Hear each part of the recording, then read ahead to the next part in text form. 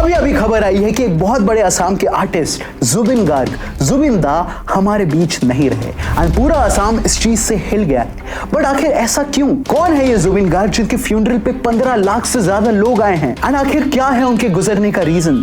आखिर क्यों कहा उनके ड्रमर ने कि उन्हें जहर दिया गया था? एंड जैसा आपको बाकी वीडियोस ने बताया होगा, जुबिन दा बस वो सिंगर नहीं है जिन्होंने याली गाना गाया है, मैं एज एन अखोमिया ए तो कोई बोल नुआरू। तो आज की ये वीडियो एक ट्रिब्यूट है जुबिन दा की पूरी लाइफ जर्नी को। एंड ट्रस्ट मी, ये वीडियो बहुत इंस्पायरिंग होने वाला है। अगर कोई असम से ये वीडियो देख रहा है तो जॉय आया खोम जरूर लिख देना कमेंट्स में।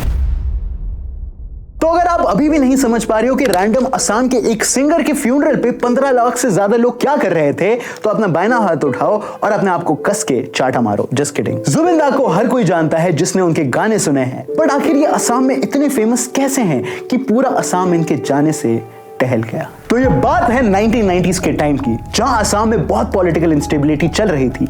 एंड उसी बीच थी एक militant organization ULFA, united liberation front of Assam. And वो डिमांड कर रहे थे कि असम को एक सॉवरेन स्टेट बनाने की, मतलब इंडियन गवर्नमेंट से अलग असम का इंडिपेंडेंट एक स्टेट हो। एंड इस टाइम पे हजारों यूथ्स को अरेस्ट किया गया, बहुत लोग मिसिंग हो गए थे। ये एक ऐसा टाइम था जहां लोगों के दिलों में नफरत भर रखी थी, हर तरफ डर का माहौल था। बट तभी 1992 में एक एल्बम आती है अनामिका,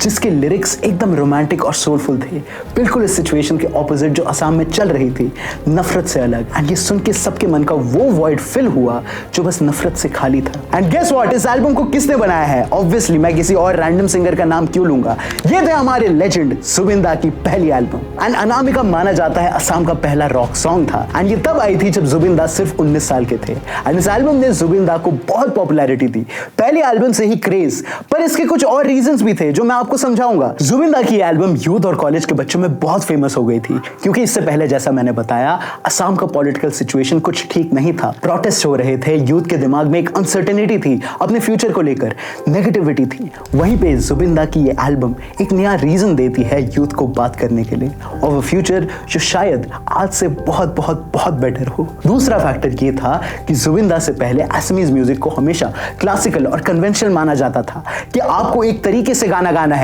फुल अदब में रहना है। और वहीं पे जुबिन दा उन सभी बैरियर्स को तोड़ देते हैं। उनके सॉन्ग में मॉडर्न वाइब्स थी, बट स्टिल असम का कल्चर भी था।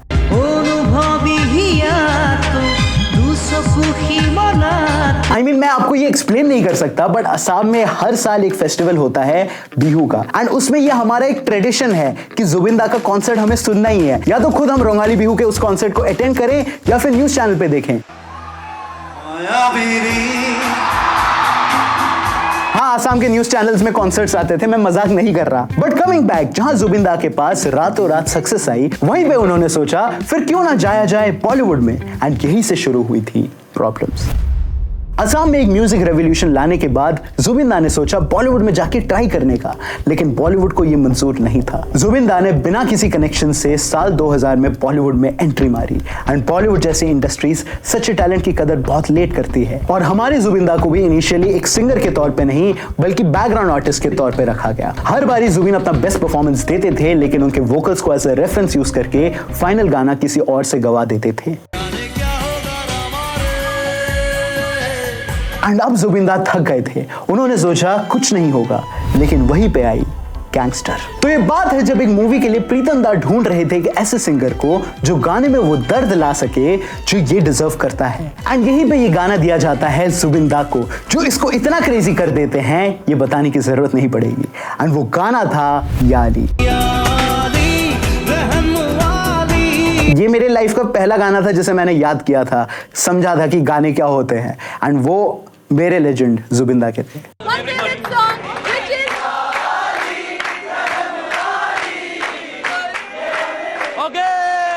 Zubin for Ya Ali Gangster. उन्होंने मेरी फेवरेट मूवी नमस्ते लंदन में दिलरुबा गाया।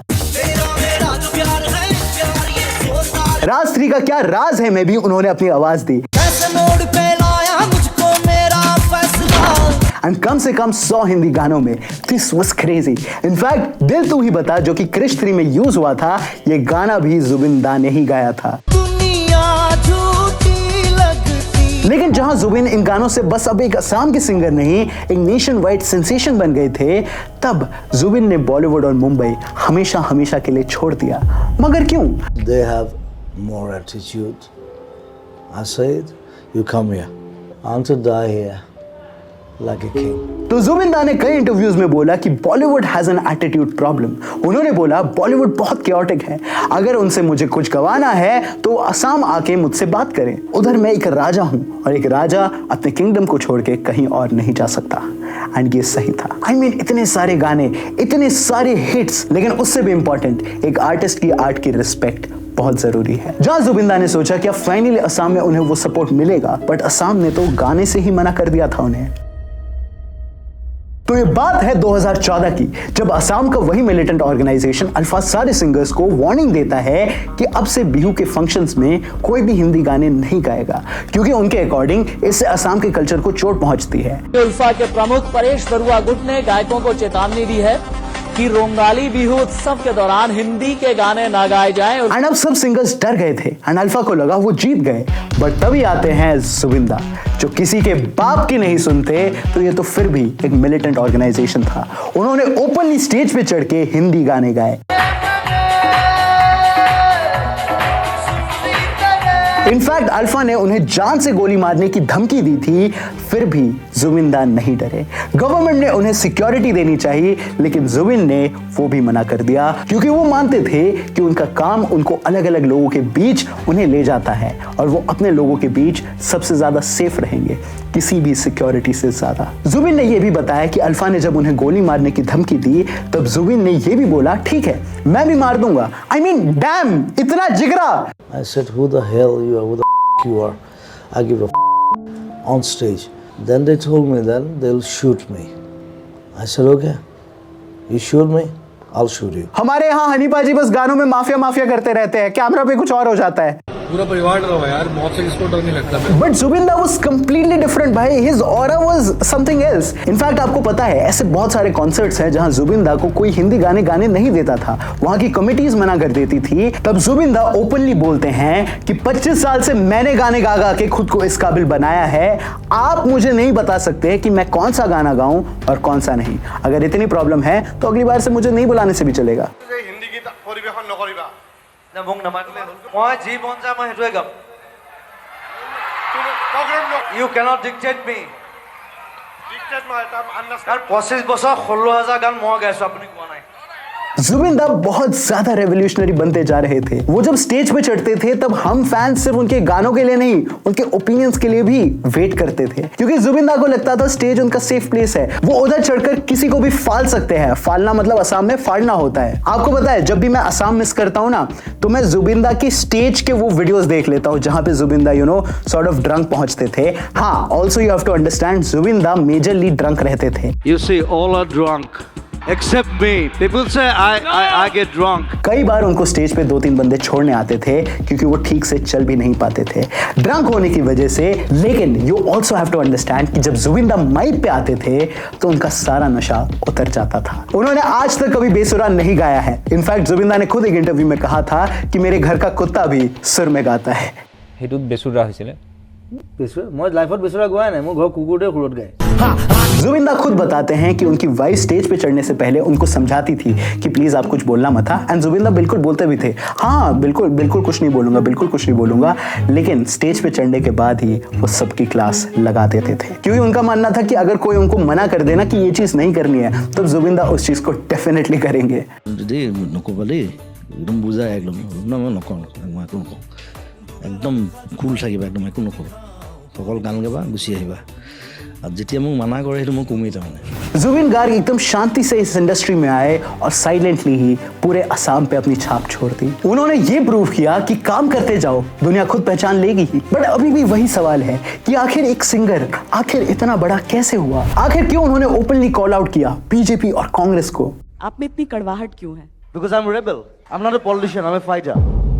तो ये बात तब की है जब आज तक की अंजना ओम कश्यप, जिनको हमारे 2000 के नोट में चिप मिली थी, उन्होंने जुबिन दा से पूछा कि आप एक रेबेल क्यों हैं? कहने का मतलब आप एक आउटस्पोकन पर्सन क्यों हैं? तब जुबिन दा ने बताया कि सारे असम के नेता, चाहे वो बीजेपी से हो या कांग्रेस से, सब के सब करप्ट हैं। And that's crazy. जहां आज के सेलिब्रिटीज पैसों के डर से, गुटके के डर से एक भीगी बिल्ली बन जाते हैं, वहीं पे इन्होंने सीधा खुल्लम खुल्ला मुंह पे बोल दिया। इनफैक्ट जुबिन दा अपने कॉन्सर्ट्स में भी बोलते आए हैं कि उनका कोई धर्म नहीं है। जुबिन गार्ग बाय बर्थ एक ब्राह्मण थे, बट फिर भी उन्होंने सब छोड़ दिया। जुबिन दा अपने पॉलिटिकल व्यूज को लेकर इतना वोकल रहे जितना शायद ही कोई और सेलिब्रिटी आज तक रहा हो।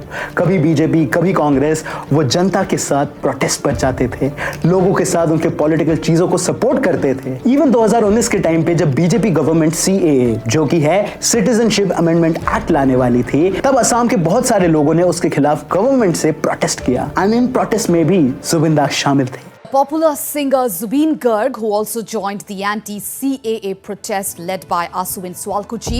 एंड ये बहुत बड़ी बात है। फरवरी 2020 में भी Assam 65th film fair awards का वेन्यू था, जहां असम के बहुत सारे लोगों ने इन अवार्ड्स को ओपनली क्रिटिसाइज किया था, बॉयकॉट किया था कि इतने सेंसिटिव टाइम में ये अवार्ड्स नहीं होने चाहिए थे। जुबिन दा ने भी ओपनली गवर्नमेंट के अगेंस्ट रैलीज करी, प्रोटेस्ट में शामिल हुए और सरकार को चैलेंज किया कि वो मर जाएंगे लेकिन कभी CAA को वहां लागू होने नहीं देंगे। जुबिन दा ओपनली मानते थे कि मोर कोनो धर्म नाय, मोर कोनो जाति नाय, मोर कोनो भगवान नाय, मैं एता कंचनजुंगा, मैं कंचनजुंगा की तरह हूं। मतलब असम के हर एक आदमी के लिए जुबिन दा उनके भाई, बंधु, उनका परिवार बन गए। एंड इवन जुबिन दा एक आइकन बन गए थे CAA प्रोटेस्ट के। बट फिर लोगों ने देखा कि वो तो बीजेपी को सपोर्ट कर रहे हैं। व्हाट? असम के फॉर्मर CM सर्बानंद सोनोवाल जी जुबिन गार्ग को हक कर रहे हैं। आई मीन इमेजिन करो, एक सरकार जिसके खिलाफ आप दिन रात आंदोलन कर रहे हो, उसी सरकार का लीडर आपको हंस के गले लगाता है।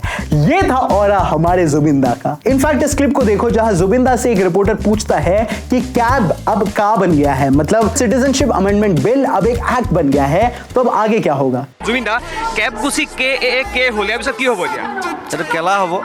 इस जोक को समझने के लिए आपको ये फैक्ट समझना पड़ेगा कि असम में केला बस एक फ्रूट नहीं है, कुछ और भी है। लेकिन एक सेकंड, इस पे लोगों ने उनको क्रिटिसाइज करना चाहा कि ये तो बीजेपी गवर्नमेंट का साथ दे रहे हैं। आई मीन यस, अब क्या हुआ कि एकदम से सपोर्ट। बट जुबिन दा ने बोला कि जस्ट बिकॉज मैं चीफ मिनिस्टर को हक किया, इसका मतलब ये नहीं कि मुझे CAA अब मंजूर है। मुझे CAA नहीं पसंद, और अगर मुझे कोई चीज नहीं पसंद तो मैं ओपनली बोलता हूं। लेकिन अवार्ड इवेंट्स, सिनेमा, स्पोर्ट्स होना चाहिए नॉर्मली, क्योंकि बहुत सारे लोगों का रोजगार इससे चलता है। इनफैक्ट जुबिन दा ने CAA प्रोटेस्ट के टाइम गाना भी बनाया था, पॉलिटिक्स नो कोरिबा बंधु, जिसका मतलब है राजनीति मत करो मेरे दोस्त। एंड ऐसे जुबिन दा एक हीरो, एक मसीहा बन गए। चाहे बाढ़ आई हो, चाहे किसी को पैसे की जरूरत हो, किसी को घर चाहिए हो, खाना चाहिए हो, जुबिन एक दोस्त, एक परिवार की तरह सबके साथ खड़े रहते थे। जुबिन दा कभी अपने लोगों के साथ खड़े रहने में पीछे नहीं हटते थे। उनके बहुत सारे वीडियोस हैं जहां वो एकदम आम आदमी की तरह बैठ के पूरी सब्जी खा रहे हैं, कहीं किसी बेगर के साथ बात कर रहे हैं। कहते हैं रोज जुबिन दा के घर पे 30-40 लोगों का खाना बनता ही था। जुबिन दा जनरस थे, वो सबके थे। फ्लड रिलीफ के टाइम वो खुद डोनेशंस इकट्ठा करने जाते थे, वो खुद भी कंट्रीब्यूट करते थे ताकि वो लोगों में अवेयरनेस फैला सके। वो खुद गली गली जाके फ्लड रिलीफ का काम करते थे। एंड शायद ही कोई और होता जो अपने लोगों को सच में अपना मानकर उनके साथ खड़ा रहता। आई मीन आप मुझे एक आर्टिस्ट का नाम बता दो जिसने ये सब किया हो, जो खुद से पहले अपने फैंस के लिए खड़ा हो। अब समझ आया होगा कि आखिर क्यों जुबिन दा असम के लिए सुपर हीरो से कम नहीं थे। बट फिर आया वो दिन जिसने इस सुपर हीरो को हमसे हमेशा हमेशा के लिए छीन लिया। जहां जुबिन दा की लाइफ लोगों के बीच आराम से गुजर रही थी, वहीं पे 19 सितंबर 2025 को खबर आती है कि जुबिन दा सिंगापुर में गुजर गए। भारत का ये म्यूजिकल लीजेंड सिंगापुर में स्विमिंग करते हुए डूब गया। जहां ये खबर बहुत ज्यादा शॉकिंग थी। मुझे याद है मैं कुछ शूट कर रहा था एंड तभी मेरी मम्मी का कॉल आता है रोते हुए कि जुबिन दा थुकाए थकिल, जुबिन दा अब इस दुनिया में नहीं रहे। एंड पूरा असम शांत हो गया था। एक बहुत बड़ी असम की आवाज चली गई थी। वो इंसान जो पूरे असम को एक करता था, वो अब हमारे बीच नहीं था। एंड इनकी मौत का राज इतना उलझा कि आप सोच भी नहीं सकते। पुलिस ने पहला वर्जन दिया, डूबना, लेकिन सबसे इंपॉर्टेंट क्वेश्चन था कि इंसिडेंट हुआ कैसे। यार्ड में कम से कम 11 लोग मौजूद थे, जिसमें से संदीप गर्ग जो कि जुबिन दा के कजन थे और खुद असम पुलिस सर्विस में DSP थे, सिद्धार्थ शर्मा जो कि जुबिन दा के लॉन्ग टर्म मैनेजर थे, शेखर ज्योति शर्मा जो कि ड्रमर थे और अमृत प्रभा मोहंतो जो कि को सिंगर थे। इनको मिला के यार्ड पे 11 लोग थे। एंड फिर काफ़ी सारे वीडियोस बाहर आए। इन वीडियो से एक नैरेटिव बना कि जुबिंदा पहले लाइफ जैकेट के साथ पानी में स्विमिंग कर रहे थे और फिर आया एक फाइनल वीडियो जिसमें जुबिंदा अपना लाइफ जैकेट उतार के स्विमिंग करने जाते हैं एंड कहते हैं ये वही वीडियो है जिसके बाद जुबिंदा हम फैंस के पास वापस लौट के नहीं आए। एंड अब चालू हुआ मिस्ट्री केस। ये जो मैंने आपको सारे नाम बताए इसके साथ एक और नाम काफी मीडिया ट्रायल में उठा, वो था श्याम कानू मोहंतो, जो कि इस नॉर्थ ईस्ट फेस्टिवल को जो कि सिंगापुर में हो रहा था फॉर सम वियर्ड रीजन उसका ऑर्गेनाइजर था। एंड जब ये वीडियो फुटेजेस सामने आए तब असम के चीफ मिनिस्टर ने ट्वीट करके लिखा कि असम में अब कभी भी श्याम कानू मोहंतो कोई इवेंट ऑर्गेनाइज नहीं करेंगे बिहू से रिलेटेड, नॉर्थ ईस्ट फेस्टिवल से रिलेटेड। आई मीन ये साफ था कि कुछ गड़बड़ है एंड ये केस और ज्यादा कॉम्प्लिकेटेड होता गया। इन्वेस्टिगेशन ने एक बड़ा लीड भी पकड़ा। जुबिंदा के 2 पर्सनल सिक्योरिटी ऑफिसर्स थे एंड पुलिस ने देखा कि उनके अकाउंट में कहीं से रैंडम 1 करोड़ रुपए आए हैं। Investigators found rupees 1.1 crore in the transactions linked to the 2 men. ये पैसा सिंगापुर ट्रिप से कुछ दिन पहले आया था और असम पुलिस ने उनको अरेस्ट कर लिया और इन्वेस्टिगेशन जारी है। सोशल मीडिया में कई लोगों ने पूछा ये नॉर्मल सैलरी ट्रांसफर था या कुछ और, क्या ये पैसा उन्होंने खुद कमाया था या कहीं से आया है। आई मीन जो आवाज सच के साथ हमेशा खड़ी रहती है, ऐसे में उनके दुश्मन बनना लाजमी थे जो शायद वो सच सुनना नहीं जानते थे। इसके अलावा जुबिंदा के कजन संदीपन गर्ग को भी पुलिस ने अरेस्ट कर लिया क्योंकि वो आज स्टेटमेंट में कुछ और बोलते थे और कल कुछ और। इवन उनके ऑर्गेनाइजर, मैनेजर, साउंड रिकॉर्डिस्ट के घर रेड हुई क्योंकि ये लोग अभी भी सिंगापुर में थे। असम के लोग इनके घर के बाहर जो असम में था खड़ी हो गई और प्रोटेस्ट करने लग गई। कुछ प्रोटेस्ट वायलेंट भी हो गए एंड पुलिस को एक्शन भी लेना पड़ा। बट मेजरली पॉइंट ये था कि सब बस जानना चाहते थे कि भाई बताओ आखिर क्या हुआ था सिंगापुर में एग्जैक्टली। आई मीन ये इम्पैक्ट था जुबिंदा के गुजरने का। कुछ मीडिया रिपोर्ट्स हैं जो बताती हैं कि जुबिंदा ने पहले भी हेल्थ इश्यूज फेस किए हैं, उनको एपिलेप्सी और सीजर्स के अटैक्स आते थे। एंड कईयों ने जब इन लिंक्स को छोड़ा तो यही सोचा कि क्या पता जुबिंदा जब उधर तैर रहे थे तो उनको ये अटैक आ गया हो। लेकिन यही बात तो समझ नहीं आ रही। अगर उनके मैनेजर, अगर उनके ऑर्गेनाइजर को ये बात पता थी कि जुबिंदा बीमार है तो फिर उनका और ज्यादा रिस्पॉन्सिबिलिटी बनता है उनको उस पानी में ना जाने देने का या फिर उन पे कड़ी सुपरविजन रखने का। मैं मानता हूं जैसे मैंने इस पूरे वीडियो में बताया कि जुबिंदा बेखौफ बिंदास आदमी थे, वो किसी की भी नहीं सुनते थे, तो ऐसे में तो सबका रिस्पॉन्सिबिलिटी था ना उन पे नजर रखने का। आई मीन 11 लोग एक इंसान को डूबने से नहीं बचा पाए, तुम लोग क्या झक मार रहे थे उधर। लोगों ने इसको बहुत सस्पिशियस माना और सुनने में ये और पेचीदा लगता है, बट अभी तो ये केस और बिगड़ने वाला था। His bandmate Shekhar Jyoti Goswami has made shocking claims. Sources say that he claimed that the manager had poisoned Zubin. Shekhar Jyoti Sharma जो कि जुबिंदा के ड्रमर थे, उन्होंने केस ही पलट दिया जब उन्होंने कहा कि जुबिंदा को पॉइजन दिया गया है। जी हाँ, उन्होंने पुलिस को ऑफिशियल रिपोर्ट में बताया कि जुबिंदा को स्विमिंग आती थी तो डूबने से कैसे मर सकते हैं, किसी ने उन्हें पॉइजन दिया और ताकि उनका क्राइम छुप जाए ये काम एक फॉरेन लैंड यानी सिंगापुर में हुआ है। एंड ये बहुत स्कैरी लगता है। आखिर सब लिंक्स इस तरफ ही जा रहे हैं कि आखिर डूबने से ये कैसे हुआ, जहां कॉन्स्पिरेसी थियरीज बहुत सारी है इस पूरे केस में। और हो भी क्यों ना, majority of the CCTV footages, autopsy reports को पब्लिक नहीं किया गया है। लेकिन जो भी सारी कॉन्स्पिरेसीज हो, ट्रायल्स हो, कुछ भी हो, एक चीज तो लोगों ने हमेशा हमेशा के लिए खो ही दी, वो आवाज जो कभी वापस नहीं आ सकती। जुबिंदा की बॉडी को 20 सितंबर 2025 को दिल्ली लाया गया एंड असम के चीफ मिनिस्टर श्री हिमंता बिस्वा शर्मा जी खुद उनको रिसीव करने गए। वो भी रोए और जुबिंदा को आखिरी बार ट्रिब्यूट भी दिया। 21 सितंबर 2025 को जुबिंदा को देखने 15 लाख से ज़्यादा लोग आते हैं अपने दिल की उस आवाज़ को गुड बाय कहने, जो शायद कभी वैसी दोबारा नहीं लगेगी। शायद जो आवाज़ अब फिर कभी अपने लोगों के लिए नहीं गाएगी। शायद वो आवाज़ जिसे सुनना अब बहुत मुश्किल होगा। जुबिंदा ने अपने कॉन्सर्ट्स में बोला था कि जब भी मैं ना रहूं तब मेरे मरने के बाद मायाबिनी गाना ज़रूर गाना और मुझे ब्रह्मपुत्र में बहा देना। एंड जुबिंदा का यही गाना एक प्रेयर बन गया। हिंदू, मुस्लिम सारे धर्मों के लोग एक प्रार्थना के तौर पर मायाबिनी गाना गाते हैं।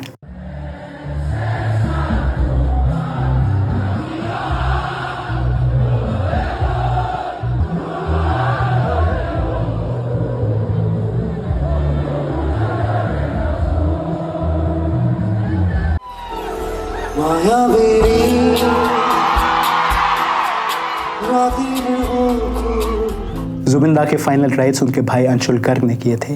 अंशुल खुद एक लेबरर थे जिन्हें जुबिंदा ने अपने घर पे लाया था और खुद के भाई से बढ़कर मानते थे। उन्होंने अंशुल को बोला था कि पहले कभी मैं मरूंगा तो तू मुझे जला दियो, कभी तू मरे तो मैं तुझे जला दूंगा। सोचो, इन्हें अगर एक हीरो ना कहे तो क्या कहे।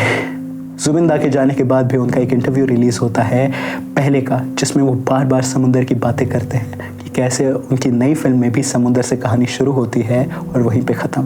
एंड ये अगैन बहुत शॉकिंग और सैड था। जुबिन दा वो आवाज़ है, वो लेजेंड है जिन्होंने टाइम एंड अगैन प्रूव कर दिया है कि अगर आप सच्चे हों तो आपको किसी के बाप से डरने की ज़रूरत नहीं है, जिन्होंने बार बार अपने लोगों के लिए आवाज़ उठाई है। जुबिन दा जिन्होंने अपने आर्ट से आर्टिस्ट की डेफिनेशन डिफाइन करती है, आज हमसे बहुत दूर असम के सोनापुर में शांति से लेटे हैं। ये जगह बहुत स्पेशल है क्योंकि एक बार कहते हैं जुबिन दा कहीं से थक के आए थे और उन्होंने इसी पेड़ के नीचे रेस्ट लिया था। एंड आज ये हमेशा हमेशा के लिए यहीं पे रेस्ट ले रहे हैं। जो बंदा अपने गानों से असम को दुनिया के मैप पे लाया, वो आखिर अपने लोगों के बीच लौट गया। जुबिन दा हर असम के सिटीजन के बेटे थे, दोस्त थे और एक फाइटर थे। उन्होंने कभी पीछे मुड़कर नहीं सोचा, ना बीजेपी से डरे, ना कांग्रेस से, ना ही इंसान से, ना ही बंदूक से। एंड सही मायने में ये होता है एक सच्चा कलाकार, ये होता है एक रेवोल्यूशनरी, एक रेबेल। वो हमारे लिए हमारी ही सरकार से लड़ पड़े। जुबिन दा हमें इंस्पायर करते हैं एक ऐसा इंसान बनने के लिए जो सबकी परवाह करे,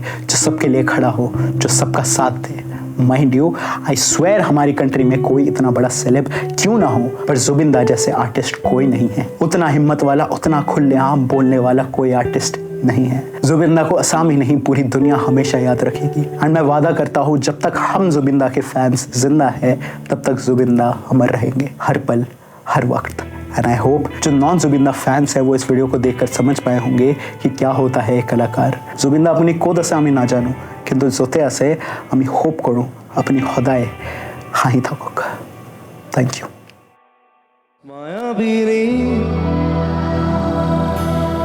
রাতের বুকুত দেখা পারো তোমার ছবি ধরা দিলা গোপনে আহি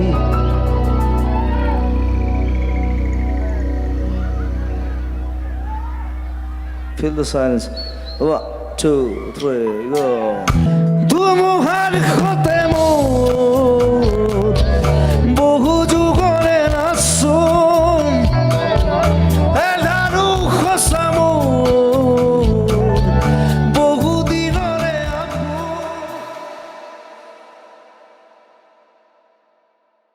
तो ये था हमारा video about the legend himself Zubeen da. आपको इस पूरे वीडियो के बारे में क्या लगता है हमें नीचे कमेंट्स में ज़रूर बताइएगा। एंड आते आते मैं थोड़ा इमोशनल हो गया था तो उसके लिए माफ़ी चाहूँगा। And a special thank you to the entire team of Cinemastic. And मैं मिलूँगा आपसे अगले सिनेमा टॉपिक रिलेटेड वीडियो में, क्योंकि जहाँ सिनेमा है वहाँ सिनेमास्टिक है। बाय बाय, जॉय आया खौफ।